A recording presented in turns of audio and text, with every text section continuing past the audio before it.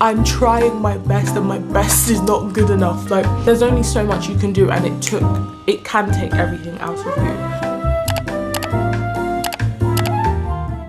So, good morning guys and welcome. Good morning, good afternoon, whenever you're watching this. Hi, it's your girl Praise, and today I'm going to be speaking to you about the truth of law school and the myths and misunderstandings about it and everything I feel like, let me take this off right now. And everything I feel like someone should know before starting, and I'll touch on my experiences so far. I feel like once I've done all the assessments, all the tests for it, that will put me in a better position to actually be able to speak about. Right. Yeah, we'll see, but I am going to tell you about my experience. I'm going to be telling you about my current SQE experience from the start to the end, and I feel like I've got a lot to say, so let's get straight into it. So if you're new here, or like if you just don't know what the SQE is, the SQE is the Solicitors Qualifying Examination, and it's basically a new course that the SRA have brought out or introduced in order to eventually replace what I believe is the LPC, which is the Legal Practitioners course. So it's a mandatory requirement if you want to become a solicitor in England and Wales, and it's also split into two parts. So you have the SQE overall, and then within the SQE you have these two separate branches. First is called SQE1 and the second part is called SQE2. Within SQE1 it's split into, once again, two separate branches, which is FLK1 and FLK2. So FLK stands for Functioning Legal Knowledge, and within FLK1, I believe, if I think correctly, because I did just sit the exam for this, it's contract, tort law, business law and practice, dispute resolution, and there's something else. Oh, public law. And then you also have a bit of like professional conduct here and there, like small questions on those. And then for FLK2, the second part, you have property law, land law, trusts, criminal law and practice. It actually does sound like quite a bit, but you would want, yeah, it is a lot anyways. And then also wills and administration of estates, and that's also in SQE FLK2. So that's what it is. In terms of what you've learned or what you get taught, so I have been doing my SQE prep at BPP. I don't actually know what they stand for, but the ones that I do know are options are BPP, ULaw, like University of Law, Barbary is also one. I don't know, I think it's an online one. But anyways, how BPP have done it is that they teach you business law and practice, dispute resolution, wills administration of estates, property, and what's the last one? Criminal law and practice, and everything else like tort law, contract law, land law, you teach yourself. Like, you find time within your busy schedule to go over all of that. Essentially, I think people who have done the GDL, I have found, at least in my class, seem at a better advantage in comparison to me who did do law at university, just because like when it came to it, I hadn't covered a lot of these topics since first year or second year, so my memory was very limited, whereas the people who had just done the GDL, like had just done it the year before, so they still had a lot of knowledge in their head. So when it came to answering questions in class, like it was there for them, whereas for those of us who had not done it since like first year or second year, that was not the case, and it felt a bit like. But anyways, that is a quick understanding or overview of what the SQE is. And then, as I've just spoken about SQE1, SQE2 focuses on the more like practical and legal skills aspect. So that's what I'm currently doing now, and you get taught advocacy, case and matter analysis, interview and attendance analysis, legal drafting, legal research, and legal writing. And I found like how it is now, I'm really preferring SQE2 to SQE1. SQE1 is really intense, but we'll get into that later. But that is generally a brief overview of the SQE. I think the overview that I've understood from the SQE is that it's aimed to standardise the legal way that all solicitors and lawyers are assessed in the UK, and it's eventually hoping to replace the GDL and the LPC. I'm really intrigued to see how that will be the case, but it also explains it because now a legal degree like at university isn't qualifying anymore, and I'll leave a link down below so you can read a bit more about that. Once again, first part of the SQE test your legal knowledge, and the second part of the SQE test your legal legal skills. So now I'm going to speak to you a bit about my experience with it. Firstly, when it comes to the SQE, I think like I should point out how it differs from like a traditional legal course. One thing I would say is that it takes self-studying to a new level. Like I have never spent as much time as I did knowing I have to work this hard and also study this hard to understand not like 5 new topics but also 10 essentially, because I have to go over all the things I learned from first and second year. And like you might think, oh, but you have learnt it before. Yes, but it doesn't feel the same. Like the way I was assessed at university was I was writing essays and answering problem questions, whereas for this it's not similar at all. I would also say that the way in which the SQE is assessed is that you get multiple choice questions to answer, that you have to answer in the exam, at least for the first part. And with those questions, it's the best something. It's like the best option out of all the answers. So essentially all the answers could be correct in the multiple choice, but you just have to pick which answer is the best, which to me has been like one of the things that I found a bit ridiculous about all this. I think because you've studied so hard and it gets to it and you get in the exam, I don't know if I'm speaking about the questions essentially, or how you're assessed. Both answers could be right in like the options you're given, but the difference could be one word, whether it's an and or an or. And I think when you look at the wider picture, there's so much content to know that like you're not going to really pay attention to whether it's an and or an or that makes the difference in whether it's correct or not. You have a brief understanding of what's needed for like, let's say, submitting an application for a summary judgment or part 36 offer, but you're not looking really at the difference of the and or the or, which makes you feel like you're questioned on not only the legal knowledge but also how well can you read and how well can you like understand what they're asking of you. So it's a lot deeper than I would have thought, and that's made it quite hard, or that made like the past 4 months honestly so troubling. With that, I would say the extremity of like how much self-studying I had to do was something that I did not expect at all. It was so overwhelming, and like each day you knew like, oh, even though you're getting taught 5 new topics that you've never learned them before, so that's business, disputes, criminal, property and wills, like all new topics you've never learned before, you have to constantly be going over that work. So at BPP, how they did it is that there are 4 different parts: prepare, apply, collaborate, and then consolidate. And these are all things you have to do for each workshop, for each topic or module weekly. And the preparation isn't like, oh, like a 30-minute, no, it takes hours of your day to simply prepare. And then the apply task is something that you have to submit before you go to class. So to me, I realized you essentially teach yourself and then go to class to consolidate. But if I'm already confused in preparing for the assessment or preparing for the topic or module, then it almost makes going to class redundant, because I don't feel like my knowledge got any better in class. I think I was just leaving sometimes more confused than I was before I left, which is another struggle. I think there's so much content, honestly, so much content to learn that's new, and then also so much content to go over, which you sort of have to ensure from the beginning. I would say this again, like if I could go back, I'd say from the beginning, make sure you like create a proper study routine, create a proper study schedule, and pinpoint a time that you're going to start going over your FLK knowledge, because I think a lot of us fell into like the hole of not like thinking, oh, it'll be fine, but there's so much, like there's actually so much to go over. So that would be that. So with my personal experience of the SQE, I'd say the intensity and volume of the things I was studying and how much I was doing made it very hard for me to enjoy like any part of learning from September to January. I thought LSE was hard. No, as in, yeah, like I thought LSE was hard. When I was at LSE and I was doing my undergraduate degree, I thought that was hard. Like clearly I just hadn't experienced what I'm doing now, because this is hard, it's draining, it requires a lot more from you.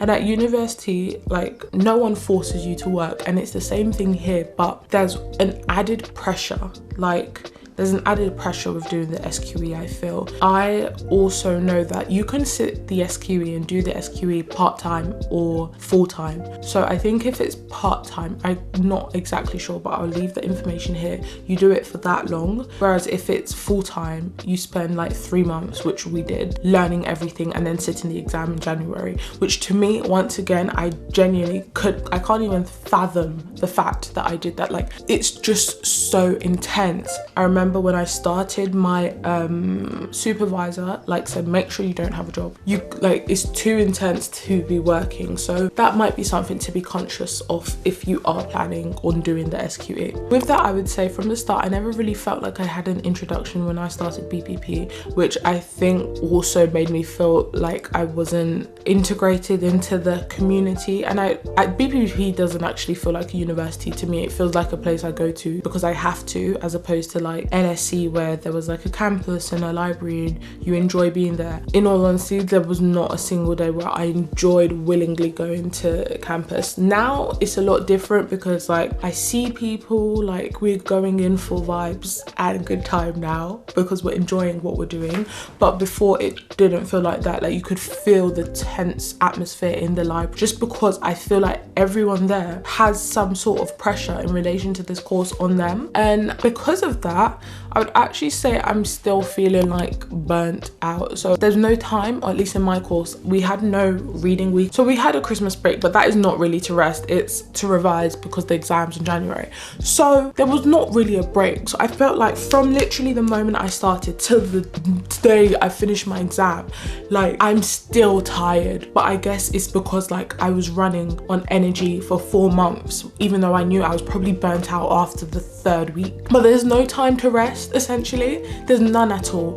So expect that. Like there's no time to rest. I had a social life. Like I always find ways to make a social life, but January definitely the toughest month ever of it. Last but not least, with the intensity of volume of it, I was constantly questioning whether I actually get through this. Like there were times in class where I was like, this is just like week 3. We've done like at this point 15 different topics across all of them, and I can only understand 3. Like out of 15, I can only understand 3. You genuinely question like, how will you get through this? Eventually it turned into like fight or flight. Like your body will tell you, okay, you're tired, but you just have to keep going. And I think that's what a lot of the SQE is about. And the brighter side is where I am now, which is the SQE 2 part. When it comes to the content that you're learning in the SQE, I would say it's definitely hard. It's hard and it's a lot. I think when you're learning it initially, because it's something you've never been taught and you're basically teaching yourself, it's very hard to understand either concepts or like if you haven't had knowledge in like learning company law before, like learning how businesses operate, that's hard. But when it came to revising for the actual SQE 1 exam, I realized it wasn't hard. It's just because there's so much content to learn at the time, you don't really get the time to like process the information that you're learning. And I thoroughly enjoyed revising it. Like that's the thing, I thoroughly enjoyed learning everything all over again when I was revising by myself for the exam. And I thought back and thought this would have been nice to be able to actually contribute in class, because if I understood it back then, I would have been able to contribute. But all you're just thinking about is getting the work done as opposed to actually understanding it. You don't really get time to process it until later on when it comes to revision. So the content initially is hard, I would say, but I don't know how I would do things differently just because there is a lot of it. Like I can't tell you, oh, take time to actually understand it. If you took time to actually understand it, you would not have time to get through everything, and you need to get through everything. That's the thing. The SQE isn't one of those things where you can miss out certain topics, I don't feel like, at least, because you will be assessed on everything in that exam. And your mental health, I think I could tell, especially in January, like I could see at least from my friends and I, it just went downhill. Like it went from up here, probably to be honest, from summer of like the before I started, and then to the SQE, it literally went slowly like because I was constantly like, I constantly felt like there was a weight in my chest, like I couldn't breathe a lot of the time. It's just a lot of pressure. It's so much pressure, which was why after the exam, like I've never felt lighter. Like I've never felt lighter or happier. So it's definitely short term. In the time or in the moment, it feels like a lot. And I can say that I'm clearly not being very positive about the experience or what it's like, but I feel like the more honesty the better, because it is intense and something had to give. Like for me, in my instance, YouTube had to give, which was quite sad. I think that probably impacted me a lot because editing and filming is like a form of expression for me, or creativity, which I need as a person. I would say in that sense, therefore, because I was working so much, there was never any time to edit. Like there was never any time to sit down and like film a video because constantly working.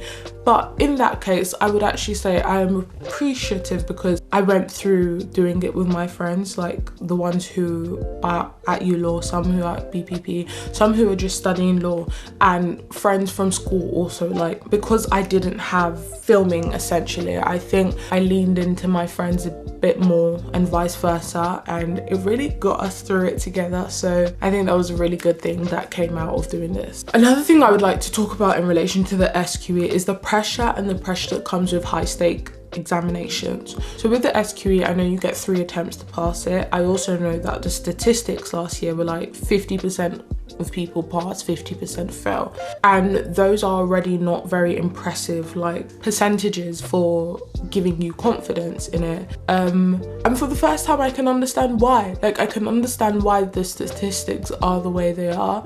I can understand the different factors that play a role into how well you do, and I genuinely don't think the SQE is about how smart you are. Like I'm someone, I'd actually say that before the SQE I never struggled academically, and I wouldn't call how this has gone struggling academically, but I would say I have been tried and tested with this. Some things are actually beyond you, like some things, as hard as you can try, it's actually beyond you, and this was the first time where I felt like I'm trying my best and my best is not good enough. There's only so much you can do, and it can take everything out of you. Even if it's like finding small things to like bring a highlight to the end of your week, I would recommend that. That has been my law school experience so far. Another final thing I noticed in relation to this is that, at least at BPP, so in my class there are like 18 of us approximately, and we're all mixed from different law firms, people who have training contracts. And I found actually, which it's not something I really had a problem with, but it's something I reflected on. My class is really mixed, like with people from different firms, age ranges. Like I'm the youngest in my class. So when I started, I was 21. So I'm the youngest in my class, and like it goes from 21 to 30 in my class. And most people, in my opinion, are like, not even opinion, most people are 25 and older. Important thing to consider, because you notice little things in terms of the way they view you or the way they talk to you. Like, and a lot of the time I found, and my friends found this too, like people were questioning why we were there, as in why we're at law school, because they're like, you should go live your life, or like, I don't know what place it was coming from, but that was an observation that I made. So just have an awareness that everyone's a different age.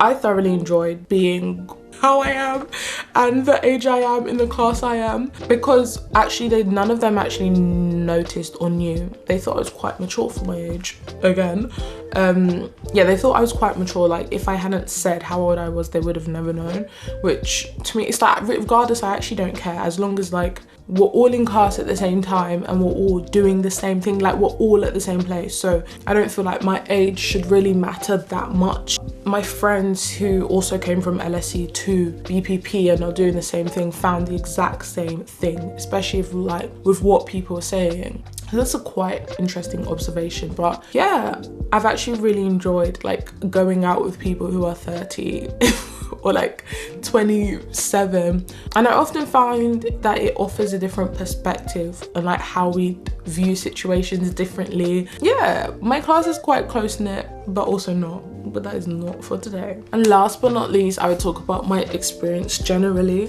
I would say, guys, I'm usually someone who throws myself into things at every institution. Sixth form, secondary school, university, I threw myself into a lot. When I started the SQE, I couldn't even throw myself into things I was already doing. A lot of things had to stop because there was no time. Like, there's genuinely no time. This will depend on if you are doing the SQE full-time and part-time. I feel like if it's part-time, you will have a lot more time to like live as a person and like continue in your life. But genuinely, I felt like my life was put on hold for 4 months and I couldn't even rest on my birthday. Like, I felt the weight in my chest. So definitely have an awareness of that and make sure you're surrounded by a good support system. But guys, I have an amazing support system and not even that could help me. Like, I cried January 1st till my first exam consecutively for a month because I couldn't explain it. I just couldn't breathe. It was an awakening, I would say. It shook me, it woke me up, it taught me, it really dealt with me. The SQE has really dealt with me. But this is just a video to help me tell you about my experience, what it's like, what it's been like. And then I feel like another video could actually be like how I revised and things I would do differently, what you should do, the best way to organize notes, the best way to plan essentially. And I'll quickly speak about SQE 2 because that's what I'm doing at the moment and it's honestly brought me so much joy. I basically feel like I'm going and I enjoy, I would actually say this is like reminded me that I do enjoy law and I do enjoy the legal side of things because the tasks we're doing, like we go to class, we get given like a document and we have to go through it and assess it and then create like an email or respond to an email using our knowledge, but also like writing an email. And I feel like these are things that will help me more and it doesn't feel that hard. Like, I genuinely enjoy it so much and I feel like you can tell the difference in how I'm speaking about SQE 2 as opposed to SQE 1. So just know that at the end of SQE 1 there is a brighter side in SQE 2, 100%. Like, that's what you should look forward to, but it's like you do have to go through the trenches in SQE 1 to get to SQE 2. So yeah, I'm still having a great time. I'm having a great experience with the people who I've met. A lot of my friends are older now, but then also there are still so many LSE like law students who are at where I am now and I'm still friends with a lot of them. So yeah, overall I would say it's good. Like, I feel like this will be a time in my life that I look back on and I think, I don't know how the hell I got through that, but we did it anyways. So yeah, that has been my brief overview on the truth about law school, especially because the SQE is so new. I feel like there's very limited information about people's experiences and what it's like and what you do and the truth about it. But I think this is very honest of me. And if there is anything else I can think about, I will probably mention it in like another vlog, another sit down video. But yeah, everything I believe I have to say. So thank you guys so much for watching this video. If you do have any questions, do comment them down below, or you can follow me on Instagram or my TikTok and DM me there and I'll get back to you. But I hope you guys enjoyed this video. I hope you found it insightful. And for now, it's been your girl Praise. Make sure to comment, like, share and subscribe, and I will see you next week with another video. Goodbye. Go, go, go, go, go, shorty. It's your birthday.